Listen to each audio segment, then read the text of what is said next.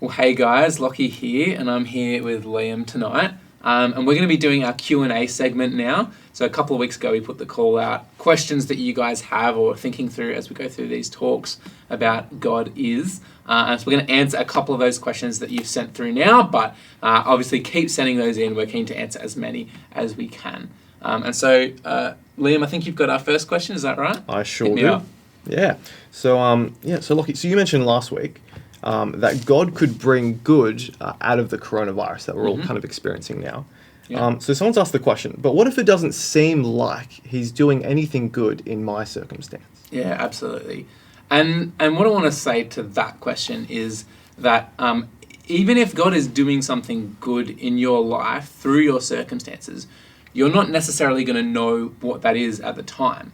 And so let me take us to Hebrews chapter 12, verse 11. It says this: "No discipline seems enjoyable at the time, but painful.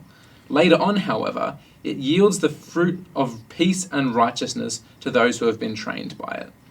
So I can say, that God is doing something good in the coronavirus, and he's doing something good in whatever your tough circumstances are.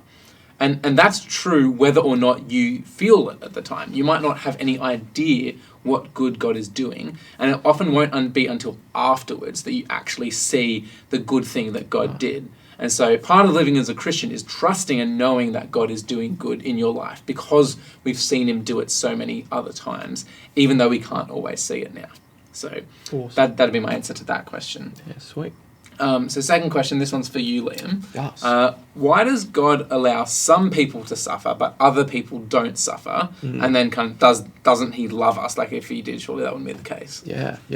No, really solid question. I think it's helpful to realize the kind of world that we are kind of living in. In the beginning when God did create the heavens and the earth, he created his people, and creation was in right relationship with him, and it was perfect, and there wasn't any suffering in the world.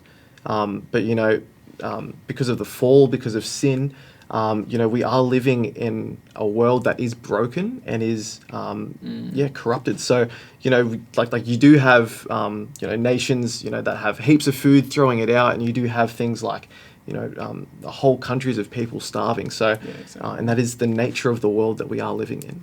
I think it is really helpful, I've found, to think in terms of Romans chapter 5 verse 8 though, which actually says, in light of in all of that, but God shows his love for us in that while we were still sinners, Christ died for us. The greatest problem that we do face is our separation from God, and God actually restores that, in that while we were still sinners and rebels against God, who didn't want God, he actually brought us back into right relationship with him through Jesus dying for us, and gives us then the hope and the promise of salvation and living with him forever in heaven, which actually brings us to our third question, Lockie. Perfect. So question number 3, what will happen to this world at the end? Okay. So, Lockie, this is actually a bit of a four-pronged approach question. Right, so there's going to be a few questions firing at you. I'm ready. Okay. So the first question. So what will happen to this world at the end? Will it be destroyed? Does it become hell? Or, where will we be in light of all that? And it can be really confusing to know kind of all the details around that. But if we look back at Revelation 21 that we looked at Hope Youth Online last week, let's just read verse 1 again because it's really helpful. It says, "Then I saw a new heaven and a new earth, for the first heaven and the first earth had passed away, and the sea no longer existed." So when the Bible talks about the heavens and the earth, often we think of the earth here, which is where humans live, and then there's this kingdom in the sky where God lives. When the Bible talks about the heavens and the earth, it's actually just talking about the earth and the sky, the physical realm, if you will.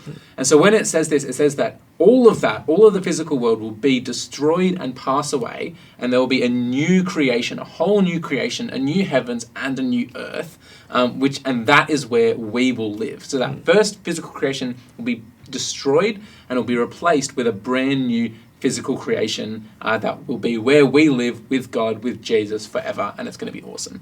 So that's kind of the way that works But keep asking us questions about that, because it is a bit of a confusing thing. But that kind of also brings us to our last question for you, Liam. And so if hell is kind of this awful place that's cut off from God and the life that he has, how can I know that I won't go to hell? Yeah, no, it's such a super, super important question as well, Lockie.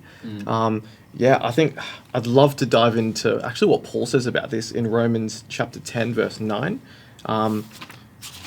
Yeah, and kind of use that as a springboard. So what Paul actually says is, because if you confess with your mouth that Jesus is Lord and believe in your heart that God raised him from the dead, you will be saved. So, yeah, like you're just taking like Paul's words, if we confess with our mouth and we believe in our heart the gospel, the good news about Jesus coming to save us from our sin through his death, paying the price and the penalty for our sin, then we will be saved. And we do then have the hope of eternity with him. I think it's, really, really helpful to think about that, and then to say, and as God's people, then we then get to live lives that reflect that we are his people. Which then, shows itself in, Bible readings and growing as his people. Absolutely. And not that those things, contribute to our salvation or they don't help us to be exactly, saved. Exactly. But they flow out because we have been saved. 100%. That's exactly right. Yeah, that's awesome. Well, thanks so much for hanging out and answering some of these questions with us. We'll be doing more of these, so basically anytime you have a question, send it straight to your leader. We want to be helping you guys to think through all of these big questions. But that'll do us for tonight, I reckon. 100%.